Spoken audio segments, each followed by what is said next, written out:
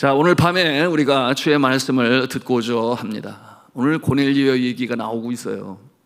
여러분, 이 고넬료는 이 복음이 먼저 예루살렘, 그 다음에는 유대, 사마리아와 땅끝까지 이르는 데 있어서 하나의 기점을 만드는 굉장히 유의미한 사건의 주인공이 됩니다. 여러분, 그러므로 이 선교는 그 끝이 어디냐? 땅끝이요. 여러분, 그 범위가 온 나라와 백성과 열방과 방언이라고 그랬어요. 하나님께서 이렇게 땅끝까지를 말씀하시는 것은 또한 민족과 나라를 초월하여 증거되기를 바라시는 것은 여러분, 모든 생명의 창조주가 하나님이시고 또 하나님이 소유주가 되시기 때문이에요. 관심의 범위가 온 세상입니다. 그런가 하면 예수 그리스도께서 십자가에 달려 돌아가셨을 때 여러분, 모두를 위하여 예수 그리스도께서는 그처럼 십자가에 달려 돌아가셨어요. 그러므로 누구든지 그를 믿는 자는 멸망치 않고 영생을 얻게 하시기 위하여 모두를 위하여 돌아가셨으니 여러분, 그 범주는 이렇게 혈통으로나 육정으로나 사람의 뜻, 소위 선택받은 민족이라 하여 유대인들에게만은 구원이 있다. 왜냐하면 율법이 우리에게만 주어졌다. 이와 같은 마음을 가지고 있는 자들의 그 편협한 마음을 뛰어넘어서서 이방인에게도 복음이 증거되어져야 하는데, 여러분, 오늘 이 10장의 이 고넬료의 사건은 바로 그처럼 복음이 이제는 사마리아와 땅끝으로 이어지는 그 순차적인 모습을 오늘 우리는 보고 있는 것입니다. 그러므로 여러분, 유대인들이 가지고 있었던 그 생각, 이 구원은 유대인에게만 있다. 그리고 이 구원받은 자들은 거기에 대한 하나의 증표가 있으니 그 증표가 무엇이냐? 할례 받는 것이다. 그러므로 이 유대인들은 자신이 하나님의 자녀들이라고 하는 것을 이 할례를 통하여 증거할 수 있었어요. 그런데 이제 오늘 이 이방인, 이 고넬료는 로마 장교예요. 이 고넬료에게 복음이 증거되고 그 집안에 구원이 임하는 것을 볼 때 그는 할례 받지 아니했어요. 그러므로 육적인 할례가 아니라 이 마음의 할례, 여러분, 그 마음의 할례를 받음으로 말미암아 구원받는 놀라운 역사를 10장을 통해서 우리에게 밝히 보여주시는 것입니다. 여러분, 이 고넬료가 누구인가? 오늘 말씀 1절은 이렇게 시작을 하는데요, 우리 같이 읽도록 합니다. 시작. 가이사라에 고넬료라 하는 사람이 있으니 이달리아 부대라 하는 군대의 백부장이라. 아멘. 자, 가이사라는 여러분 성지순례 해보시면 알겠습니다만은 우리 교회 성도들과 함께 갔을 때 제일 먼저 간 곳이 거기에요. 바닷가. 기억하시는지 모르겠네요. 뒤편에는 이렇게 그 콜로세움 같은 이 경기장을 볼 수 있는 관중석이 있었고, 그 가이사라라고 하는 그곳은 항구에 위치한 곳으로 바로 지중해로 나갈 수 있는, 여러분, 이스라엘에서 가장 중요한 도시 중에 하나로서 여러분 그곳에 로마 군의 진영이 있고 또한 파송받은 이 총독이 거주하고 있는 것이 바로 이 가이사라예요. 가장 중심 도시라 할 수 있겠습니다. 여러분, 그런데 백부장이라고 그랬어요. 여러분, 이 로마의 군대는 어떻게 편성되어 있는가 하면 1개 군단은 6,000명으로 구성이 되어 있고, 그리고 600명씩 10개의 부대로 이루어져 있습니다. 백부장은 이 한 개 부대에 600명 중에서 이 100명을 거느릴 수 있는 그 권세를 가지고 있는 로마의 장교다, 이렇게 생각하시면 되겠습니다. 그런데 보니까 그는 아주 경건한 사람이었어요. 2절 말씀에 보니까 뭐라고 그랬습니까? 그가 경건하여 온 집안과 더불어 하나님을 경외하며 백성을 많이 구제하고 하나님께 항상 기도하더니, 첫째, 하나님을 경외하고, 둘째, 백성을 많이 구제하고, 셋째, 항상 기도하는 자인데 혼자 하는 것이 아니라 온 집안이 함께. 그분이 경건한 자 아니겠습니까? 여러분, 그는 로마의 군대 장교에 있으면서도 유대인이 믿는 하나님을 경외하고 또는 그 앞에 시간을 정하여 기도하는 아주 경건한 사람이었습니다. 네, 그렇다고 하더라도 그는 유대교에 입문한 유대 교도는 아닌 것이죠. 여러분, 그는 할례를 받지 아니했습니다. 그럼에도 불구하고 그처럼 하나님을 경외하는 마음으로 시간을 정하여 기도를 하고 또한 구제를 하고, 여러분, 이와 같은 모습을 볼 때 하나님께서 그에게 초점을 주시지 않으실 수가 없어요. 여러분, 이방인이라 할지라도 그처럼 선한 모습으로 하나님을 경외하고 기도하는 자, 왜 하나님께서 안 보시겠습니까? 그 모습을 바라보시는 하나님께서 이제 구원의 역사를 준비하시는 것이죠. 그러므로 이 고넬료를 통하여 새 역사에 물꼬를 트시는 것입니다. 고넬료를 기점으로 하여 이제 이방인에게 그 물꼬를 터지고 쏟아져 나가는 이 물과 같이 여호와의 영광을 인정하는 것이 물이 바다를 덮은 같이 여러분 온 땅끝까지 나가게 될 그 기점을 하나님께서는 지금 준비하고 계시는 것입니다. 여러분, 그처럼 하나님 앞에 기도하며 주의 이름을 부르는 그와 같은 모습, 여러분, 그 모습은 그때나 지금이나 변함이 없으니 주의 이름을 부르는 자는 구원을 얻는 줄로 믿으시기를 바랍니다. 그러므로 로마서의 말씀처럼 주의 이름을 부르는 자는 구원을 받으리로다, 구원을 얻으리로다. 여러분, 이 밤에도 그래서 우리가 모였습니다. 여러분, 세파가 아무리 힘들게 하고 우리의 삶이 녹록지 않아, 여러분 어깨에 진 짐이 무겁다 할지라도, 여러분 그 상황에서 주의 이름을 부르는 자, 하나님께서는 얼굴을 두시고 그 빛을 비추사 우리를 들으시고 응답하시는 줄로 믿으시기를 바랍니다. 하나님께서 이 고넬료를 구원하시기로 작정하셨는데 우리가 주목할 만한 내용이 있죠. 이제 3절 말씀 우리 같이 한 음성으로 읽습니다. 시작. 하루는 제9시쯤 되어 환상 중에 밝히 봄에 하나님의 사자가 들어와 이르되 고넬료야 하니. 제9시라고 그랬어요. 이 9시가 무슨 시간이에요? 기도하는 시간이에요. 여러분, 이스라엘 백성들은 그렇게 하루에 3번 주님 앞에 기도하는 시간을 가졌는데 그 중에 한 타임이 언제인가? 제9시예요.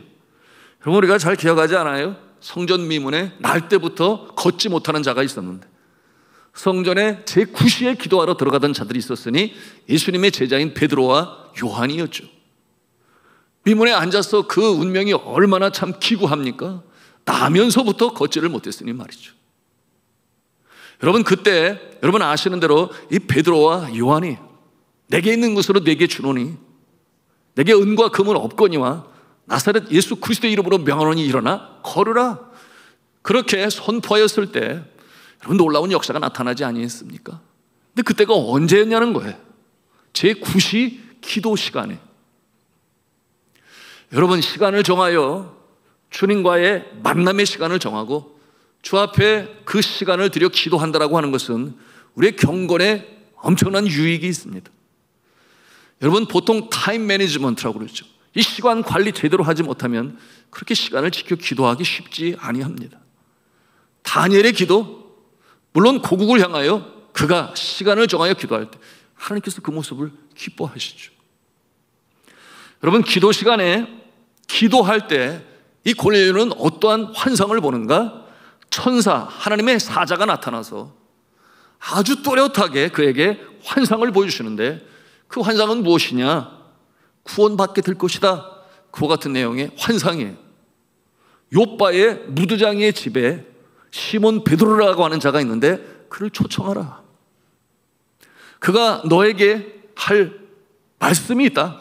이와 같은 내용으로 하나님의 사자가 고넬료에게 환상으로 말씀하시는데 그때가 언제라고요? 기도 시간에. 기도 시간에. 여러분, 이처럼 기도 시간에 하나님은 역사하시는데 우리가 알고 있는 것처럼 은혜의 방편, 하나님께서 우리에게 은혜를 주시고자 하는 방편이 있으니 그것은 첫째로 말씀이라고 그랬어요. 그리고 둘째는 기도라고 그랬습니다. 그리고 셋째는 성례인 것입니다. 그러므로 기도 시간을 정하고 주님 앞에 기도하는 이 고넬료, 여러분, 기도는 무엇이에요? surrender, 내가 항복하는 거예요. 내가 할 수 있는, 또한 내가 하리라고 생각하는 내 자신의 알량한 경험과 얄팍한 지식과 의지하는 그 모든 것을 다 내려놓고 나는 항복합니다. 주님이 나의 영혼의 창조주시여 생명의 소유주시여 내 삶의 주인 되시니 주님이 인도하시면 나는 따르겠나이다. 세상은 나를 따르라고 말을 해요. 그것이 세상이 표방하는 리더의 모습입니다. 그런데 성경은 그렇게 말씀하지 않아요. 성경은 뭐라고 말씀을 하는가?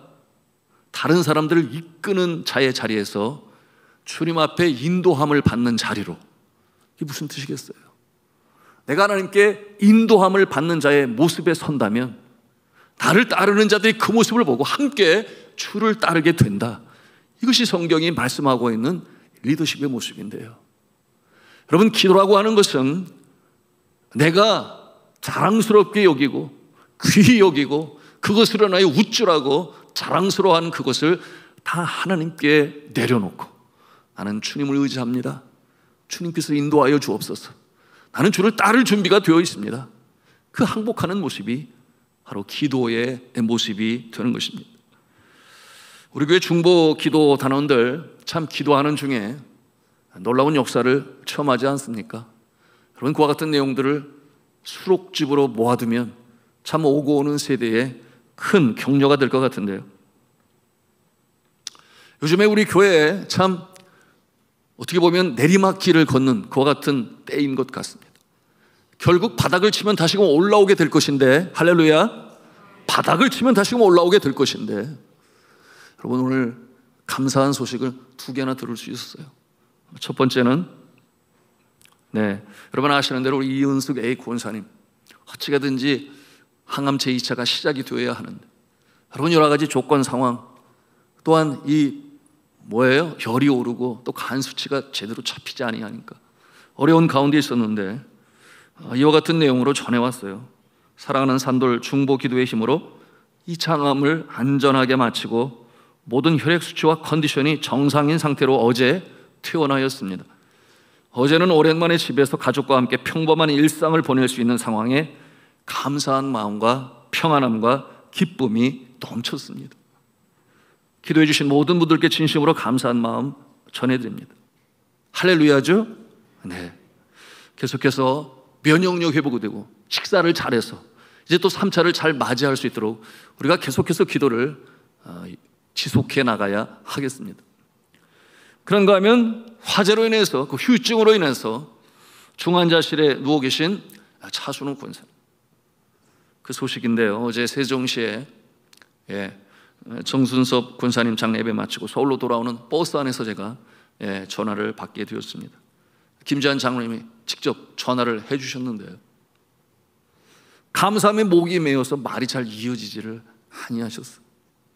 김재한 장로님은 그저께 퇴원해서 이제 치료받고 계시는데 어제 15분간의 그 중환자실 면회를 통해서 차순호 권사님을 만나게 되었고, 그리고 많이 좋아지셔서, 그러니까 어제 처음으로 장로님과 권사님 사이에 양방 간의 통화, 이 소통이 되고 대화가 되었다라고 하는 것이에요. 그래서 그것이 너무나 감사하고 감격이 되었고, 그리고 목이 메어서 말이 자꾸만 끊어지셨는데요. 장로님도 권사님도 함께 이 감사와 감격과 그리고 이 고생과 함께 여러분 눈물을 흘렸다고 그랬습니다. 여러분 참으로 그러합니다. 우리가 함께 하는 것만으로도 감사함을 가질 필요가 있어요. 우리가 서로 바라볼 수 있음 그 자체도 감사가 될 수 있습니다. 여러분, 우리가 서로 대화가 되고 소통이 된다고 하는 것도 참 큰 감사의 조건인데 말이죠. 그러나 그것은 너무나 평범해서 평상시에 우리의 삶에서는 그것이 감사의 조건이 아니 될 수 있습니다. 그러나 내 사랑하는 사람이 정말 먼저 저 하늘나라로 떠나게 되면 여러분, 그와 같은 상황에서는 어떠한 마음이 일겠습니까? 여러분, 좌우에 계신 분에게 서로 그렇게 좀 격려했으면 좋겠습니다. 함께 하심이 기쁨입니다. 함께함이 감사입니다. 참으로 그렇죠. 우리 삶을 살다 보면 왜 환난이 오는지, 왜 고통이 오는지 우리는 잘 알지 못할 때가 많습니다. 하나님의 그 기쁘신 뜻을 우리가 다 헤아릴 수가 없는 거예요. 그러나 분명한 것은 여러분, 우리가 내려갈 때가 있고 올라갈 때가 있고 하는데, 여러분, 내려가게 될 때 우리가 정말 더 깨어 기도해야 할 것은 시험에 들지 않도록. 왜 이와 같은 일이 하필 나에게 이와 같은 마음으로 인하여 너무나 그 마음이 힘들고 지쳐서 그야말로 길을 잃어버리면 아니 되는데, 분명한 것은 무엇이냐? 하나님께서 사랑하시는 자, 그 뜻대로 부르심을 입은 자들, 여러분 합력하여 선을 이루게 하시고 마침내 똑바로 세우셔서 여러분 믿음의 영웅으로 굳건히 세우시는 줄로 믿으시기를 바랍니다. 여러분, 우리 세상 격언에도 그런 말이 있잖아요. 비 온 뒤에 땅이 더 굳어진다. 비 온 뒤에 땅이 더 굳어진다.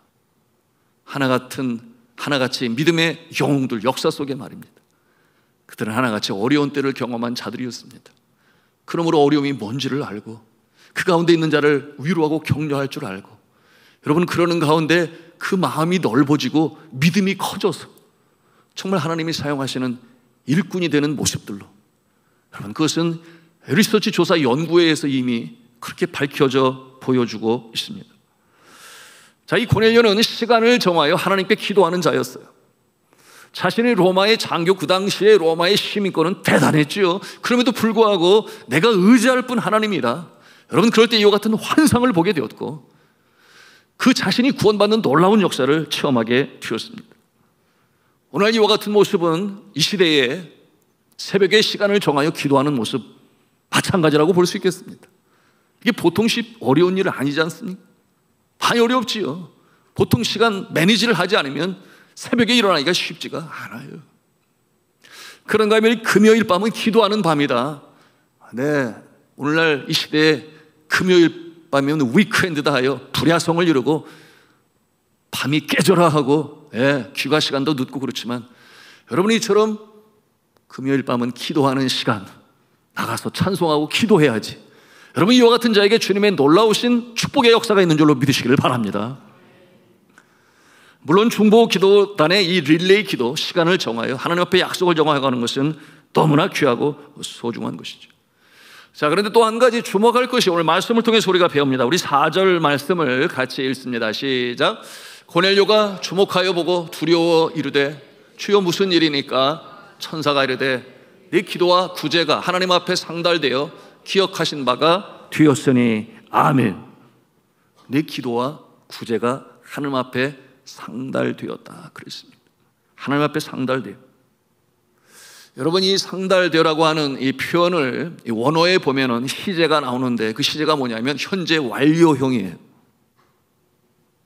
그러면 그 뜻이 무엇인가 하면 어느 한때로부터 지금에 이르기까지 반복적으로 또는 습관적으로 또는 규칙적으로 그 해오던 것들이 이제 이 즈음에 이르러 그런 뜻을 가지고 있어요. 그러므로 어느 한순간 그 헌신과 수고와 애씀 또는 기도와 구제가 아니라 계속해서 해온 그와 같은 것이 이제 때가 참에 그때에 하나님께서 기도 시간에 환상을 보게 하시고 본인뿐만이겠어요? 온 가족이 구원을 얻게 하는, 그러므로 이방인의 선교에 이 새 역사의 물꼬를 트는 이 놀라운 역사가 이 고넬료에게 이루어지게 되었다라고 하는 것입니다. 여러분, 그러므로 우리의 삶에도 마찬가지예요. 어떤 분들은 한 번 기도했는데 응답 받으시는 분도 있어요. 너무 부럽지 않습니까? 근데 주로 어떤 분들에게 나타나는가 보니까 처음 예수 믿으신 분들이, 이제 신앙생활 출발하시는 분들이 한 번 기도했는데 바로 이루어져 가지고 놀랍고 그러므로 기쁨으로 신앙생활 출발하는 모습을 볼 수 있는데, 왜 그렇게 하시겠어요? 믿음이 연약하니까. 너 이제 세상 헤매지 말고 얼른 들어와라, 이렇게 하나님께서 확 잡아 당기시려고 그렇게 오히려 초신자들이 기도 응답의 많은 역사를 우리가 볼 수 있어요.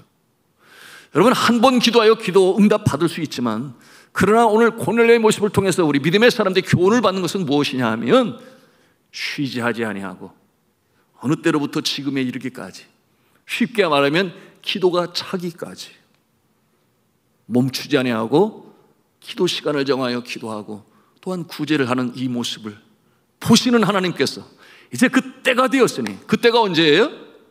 같이 하나님 소원하겠습니다. 하나님의 때. 그렇습니다. 하나님의 때가 돼요. 이제 하나님께서 이처럼 사자를 통하여 환상을 보여주시고 이 놀라운 신령한 역사를 하시는 것입니다.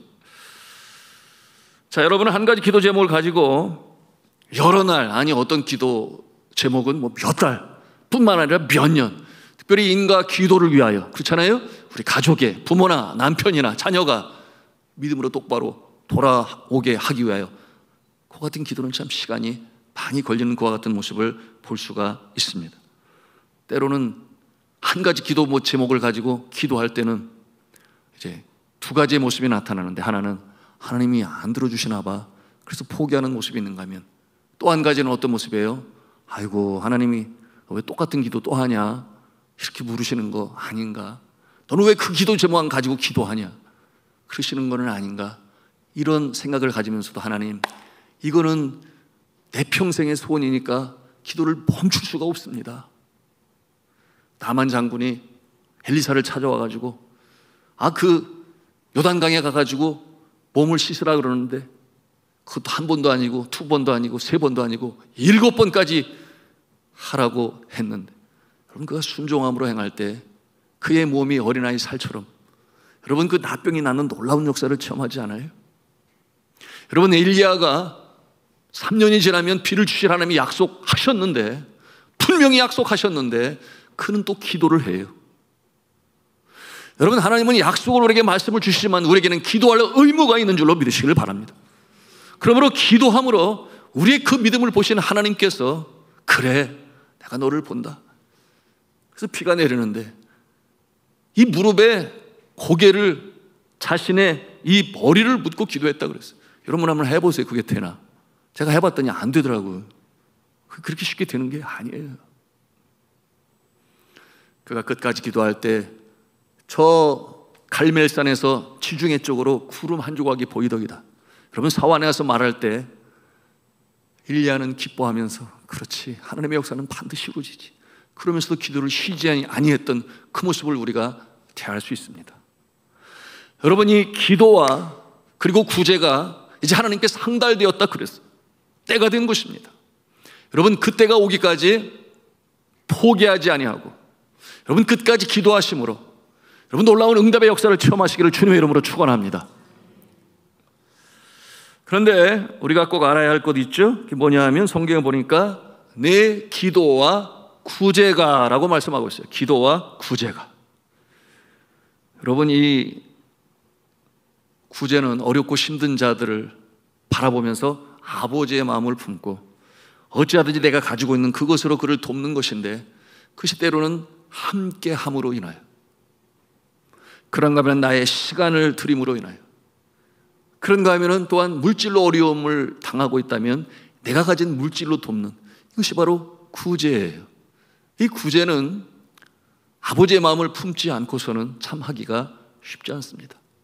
더군다나 한국 사회가 과거와 달리 관계주의 또는 공동체주의에서 개인주의로 급격하게 참 변해가고 있는 이 시대에 소위 무관심, 무책임, 무감동의 이 시대를 우리가 살아가고 있습니다. 그러니 과거에 그런 모습이 없었는데 독고사가 점점 들어가고 있어요. 여러분 구제를 한다고 하는 것은 아버지의 마음이 아니고서는 정말 힘든 이 시대가 되었습니다. 그런데 하나님께서 그것을 기뻐하세요. 여러분 구제헌금 잘 하십니까? 여러분 선교제는 여전히 재정적으로 어려운 사람들 많이 있어요. 그러므로 복음을 전할 때 과거 우리나라에 온 미국 선교사님들의 모습을 생각해 보면, 여러분 원종수라고 하는 암 전문의, 미국에서 그 자서전이라고 해요.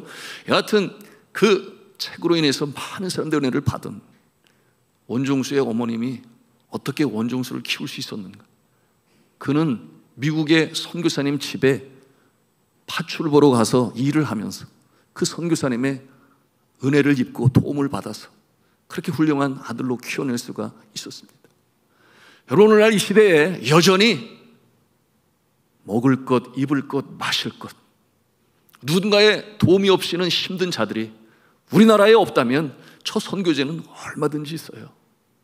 여러분 우리가 구제하는 일에 마음과 정성을 들이고 또한 선교지의 그 사역을 위해서 주 앞에 드린다고 하는 것은 정말 아버지의 마음을 이해하고 또 하나님께서 창조하신 이 땅의 모든 생명들, 아버지의 마음을 품고 우리가 행하는 것입니다.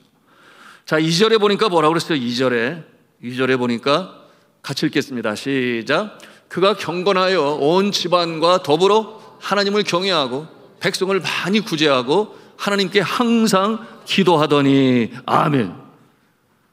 보니까 혼자가 아니라 온 집안이 함께. 그는 가장이었죠.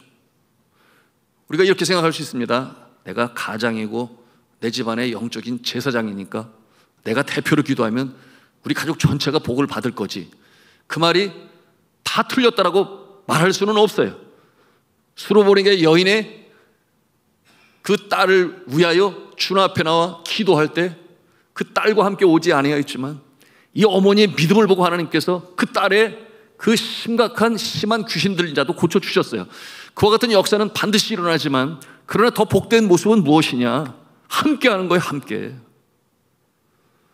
그러므로 온 가족이 함께 기도하고 온 가족이 함께 구제하고.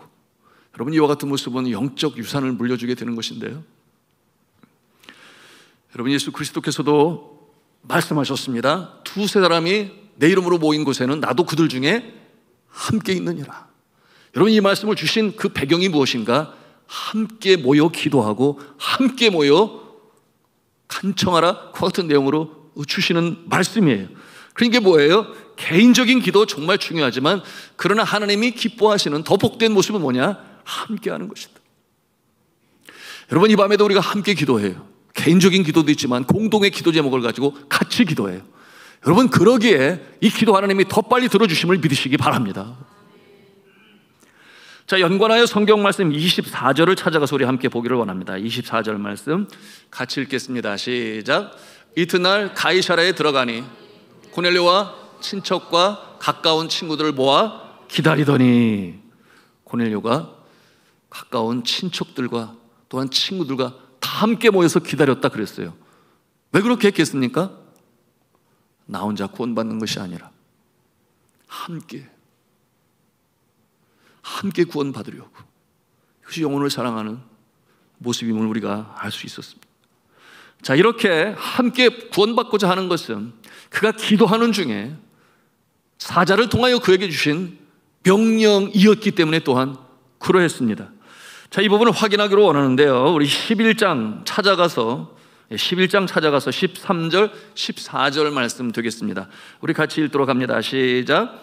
그가 우리에게 말하기를 천사가 내 집에 서서 말하되 네가 사람을 요바에 보내어 베드로라 하는 시몬을 청하라. 그가 너와 내 온 집에 구원받을 말씀을 네게 이르리라 함을 보았다 하거늘. 아멘. 누가 이 환상을 봤어요? 고넬료가 봤어요.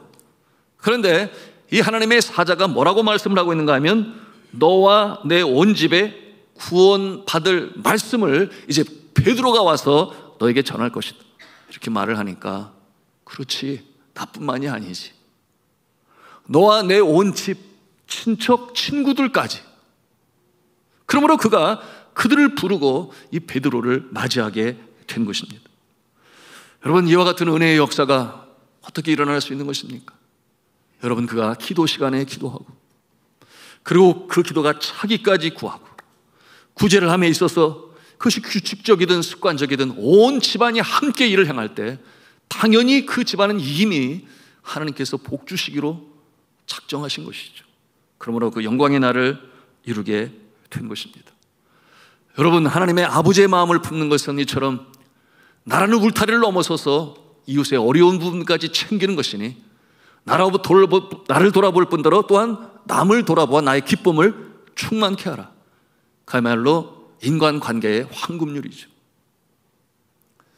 한 가지 이 구제의 예화를 드리고 마치고자 하는데요, 1955년에 오레곤주의 한 마을에서 기독교 집회가 있었습니다.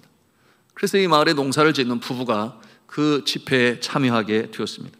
그날 밤에 이제 다큐멘터리 한 영화를 보게 되었는데요, 그 내용이 무엇이었는가 하면 이 한국 전쟁, 이 한국 전쟁으로 인하여 말미암아 생겨진 많은 고아들, 그 고아들에 대한 참 그 어렵고 힘든 상황이 담겨진 이 기록 영화 다큐멘터리를 보게 되었습니다.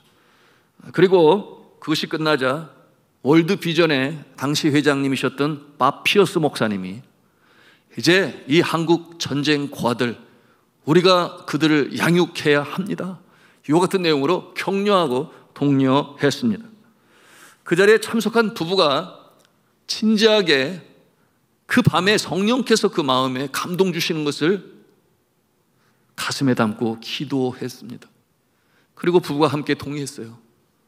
여보, 우리가 그렇게 합시다. 그리고 남편이 이제 한국으로 날아갔어요. 그 돌아올 때 보니까 한 2명 데리고 올 줄 알았더니 세상에 8명을 데리고 왔어요. 한국 고아를 8명을. 그러니 이 부인이 얼마나 깜짝 놀랐겠어요. 여러분, 그 상태에서 부인 된 아내 된 분이 나랑 의논도 안 하고 그냥 혼자 마음대로 8명이나 데려왔어, 나는 못해, 이렇게 하는 게 맞지요? 웃으시는데 아니라고 말씀하시는 것인지. 그래서 그렇게 8명의 아이를 건수하고 키우기로 작정을 했으니 하나님이 그 마음을 얼마나 어이없게 여기실까요? 그 내용을 안 사람들이 신문지상에 그 한국에서 온 8명의 아이들과 더불어 이 부부, 이제는 부모가 된 그들의 내용을 신문에 실게 되었는데, 미국 전역에서 우리가 돕겠습니다, 우리가 참여하겠습니다, 물질로 보내고 격려의 편지를 보내고, 이것이 막 엄청나게 보내왔던 것이에요. 큰 격려가 되었죠. 그래서 이제 다시금 한국으로 들어가게 되었는데, 여러 전쟁 고아를 들고 있는데 오레곤 비행장에 도착하니까 세상에 얼마나 많은 사람이 내가 그 고아의 양자로 삼겠습니다 해가지고 그 오레곤 공항이 미어터진 거예요, 미국 사람들이. 여러분, 이와 같은 모습을 보면서 어떤 생각을 갖습니까? 우리 한국 사람이 그럴 수 있을 것 같습니까? 여러분, 그러므로 말미암아 한국 고아들이 미국에 많이 가서 그 잘 사는 나라에서, 물론 나중에 뿌리를 찾고 한국에 방문도 했습니다만, 이와 같은 놀라운 아름다운 역사가 일어나게 되었습니다. 그런데 그와 같은 일을 함에 있어서는 이 국회의 허락도 받아야 까다로운 법적 절차가 많았지만, 여러분, 이 부부는 뛰어다니고 법률적인 도움도 받고 그러면서 결국 그것을 통과시키게 되었는데요. 여러분, 이 부부가 누구인가 하면 오늘날 홀트 아동복지회의 설립자가 되시는 여러분 하리 홀트와 벨타 홀트 부부입니다. 여러분, 그렇게 어렵게 시작되어진 것이, 작은 모습으로 시작된 것이 오늘날 세계적으로 유명한 이 홀트 아동복지회가 된 것입니다. 참 감동적인 휴먼 스토리죠. 자, 오늘 말씀을 마치면서 우리는 이 고넬료, 그처럼 이방인이면서도 온 집안이 구원의 그 놀라운 은혜의 자리에 참여하는 모습을 보면서 우리 가슴에 다짐해야 하겠습니다. 그렇구나, 끝까지 기도해야 되겠구나, 시간을 정하여 기도해야 되겠구나, 그런가 하면 어려운 이웃들 구제하며 살아야 되겠구나. 최근에 있는 일인데요, 우리 교회 한 성도님이 네팔에서 유학 온 한 학생, 대학생 그 학비를 돕자고 하여 지금 얘기가 진전이 되고 있습니다. 여러분, 이와 같은 일들은 선교하는 우리 교회에 정말 행해야 될 모습인데요, 여러분, 이와 같은 모습을 우리 하나님께서 참 기뻐하시겠죠. 자, 이제 말씀을 맺습니다. 한번 따라서 하겠습니다. 기도가 차기까지 구해야 한다. 하나님의 때가 반드시 온다. 나라는 울타리를 넘어서야 한다. 그렇습니다.